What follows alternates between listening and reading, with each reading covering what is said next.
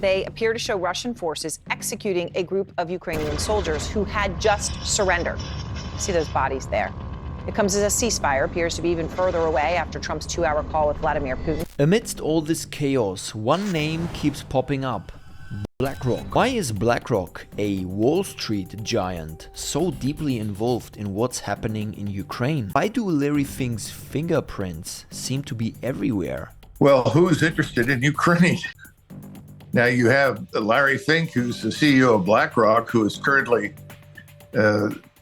discussed as the likely individual whose organization, BlackRock, will rebuild Ukraine whenever the war ends. Have you ever heard of anything like that in the history of the United States, where we went to war somewhere and we knew that when it ended, we knew exactly who the corporate head was who was going to lead the rebuilding effort?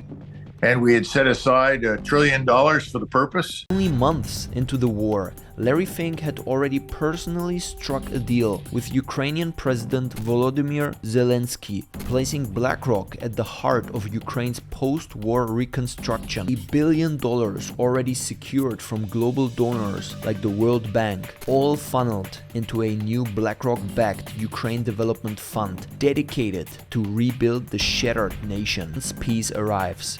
But why is a profit-driven Wall Street giant suddenly so eager to rebuild a war-torn country? Is BlackRock genuinely a Samaritan, extending a helping hand? Or is there something darker beneath the surface, a strategy that exploits desperation to feed a much larger ambition?